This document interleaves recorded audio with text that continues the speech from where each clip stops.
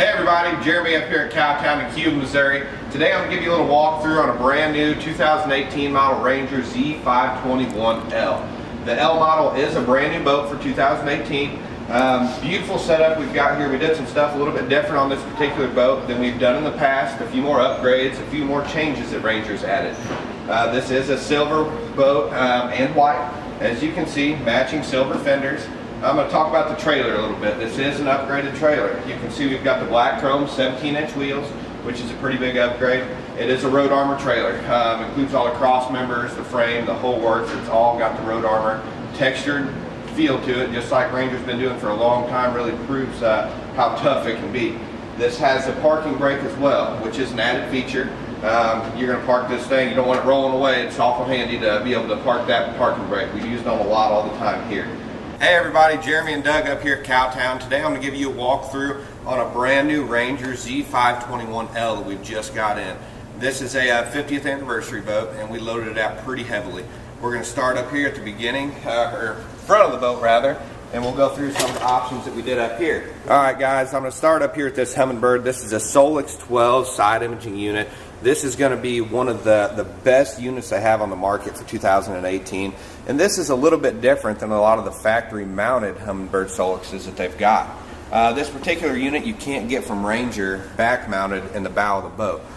We did go through and did a little bit of engineering here at Cowtown and figured out how to flush mount this so it's not hanging up off of a gimbal versus your 15s and 12s that you're probably going to be knocking all over the place. Next we're going to come up to this Minn Kota Ultrex. This is a 112-pound thrust, loaded full of all the options. You've got your sonar for the finder running off of the trolling motor as well. Now this does have a spot lock feature, so if you do net a fish and you need to get this fish in the boat, you're going to be focused on it a little bit more, you can set your spot lock right here on your foot pedal. Hit that, net your fish, get it in the boat, and kind of go from there so you aren't fighting your trolling motor. Alright guys, I'm going to get you up here on the front deck of the boat, kind of go through some of the storage compartments, rod storage, the whole works. Up here on the starboard side box, now this can be used for a few different things. It does have butt holders for your rods right in the back. The front is cut out, so you've got all the room for any kind of rods. You can put tackle in here, life jackets, whatever you want to put in there. There isn't any carpet in these boxes. Reason being, we aren't getting any mold, we aren't getting any mildew, and this is going to double with the under deck aeration system that this boat has, which we'll get to whenever we get back to the console here, and I'll show you how to operate that. Now coming to the center here, which is kind of the bread and butter for these Ranger bass boats, is a center rod box. This is a huge rod box. We've got the boxes for our finders in here now, which shows you how big it is. You got separate dividers if you want to use your Plano boxes or however you want to use it. You know, I've seen guys use this for all tackle, or I've seen it use it for all rods, so it's kind of a multi-purpose setup here. Now coming over here to the port side, we've got another rod box. We've got the bag cover in here. You see you've got all your tubes going to the front of the boat, so you can keep everything extremely organized in this boat. Now, I don't know how well you can see it from the camera, but this is filled full of lighting, this whole front deck. This is the rigid lighting as well as just your standard box lighting, live wells, all your dry storage boxes, all your rod boxes, your rear battery compartment is all lighted. So if you need to get in them during the night or whenever it's dark, you can see what you're digging in. Alright guys, and up here we're going to have 3 separate boxes behind the rod boxes and the side storage boxes. Back here you're going to have your cooler, which does have a drain in the bottom. And then we've got 2 more boxes, one in the center, which is actually your step. It's also a dry storage box that has a drain. Then you get in front of the console over here, it is also got your dry storage box. It has a drain. And this box has your underdeck aeration as well. So I don't know if you can see that vent in there, but that's going to keep the moisture out of that box. I'm going to give you a little walkthrough here on the dash of the boat, as well as all the different features that it offers, controls, foot throttle. But we're going to start up here at this Humminbird. Now this is a Solix 15. This is the same fish finder that we have in the front. It's just going to be a little bit larger. It is flush mounted in the console, so you don't have any more gimbals or anything. You're going to knock it off whenever you get next to the docks. Gauge package. You can see right now that on this Humminbird we have the gauge package pulled up. You can scroll through a lot of different gauges for this G2, as well as all your down scan, side imaging, GPS, all of it. Now you come down below, you can see this gauge package here. You know, it's got a full setup. This is all backlit, 50th anniversary edition. RPM, speedometer, you've got it all here. We did do a digital display for our jack plate, which is an Atlas. Coming over to the other side, we've got more gauges. This is going to be our LCD display that comes with the G2. Now on this particular setup, you can go here, you can select home, see a lot of different gauge specifications, whether you want it to be your miles an hour, your trim, your RPM, PSI for your water. You can switch it to fuel levels, oil levels, just a lot of different things you can do with this gauge, guys. You can also switch from hand throttle to foot throttle with this gauge. So you can actually switch it, you know, if you're going to be running across the lake at 70 miles an hour, you want both hands on the wheel, you can switch it to that foot throttle. If you're in a cove, putting around more or less than anything, you can use your hand throttle that way. Over here, this is where we're going to have all our instrumentation for switching it all. You've got horn, lights, interior lights, the rigid lighting as well. Pump outs, we've got automatic pump outs, you've got manual pump outs, we've got different accessory switches. Now you come down here, and I mentioned this a little bit earlier, with the fan. You can click that button and it turns all the under deck fans on. That's where it's going to keep all the moisture, mildew, everything off your rods and reels. We get up here, this particular setup we did go with dual blinker trim.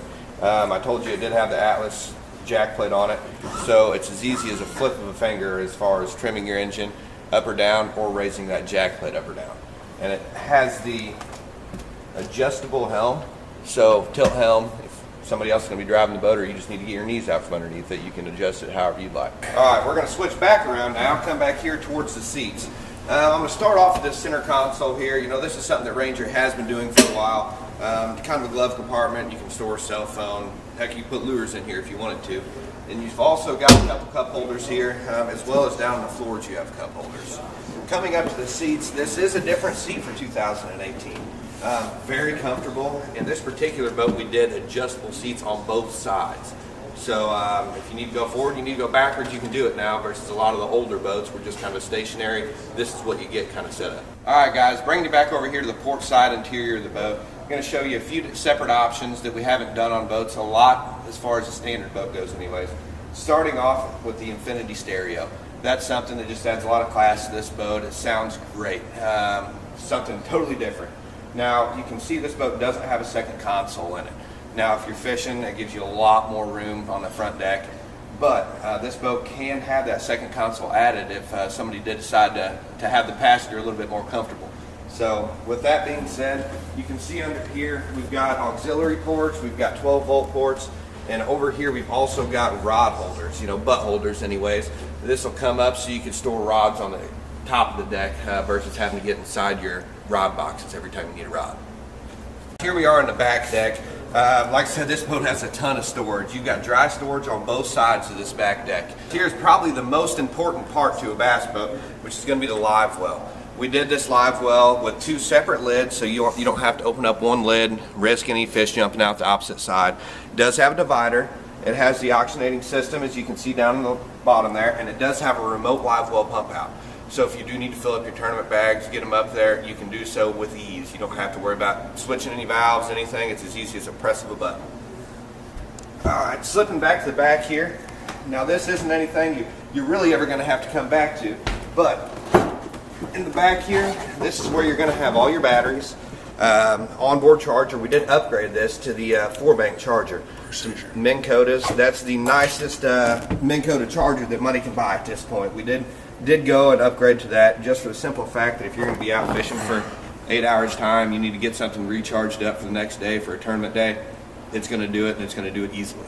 Other than that, you can see it does have breakers for your trolling motor, for your main power.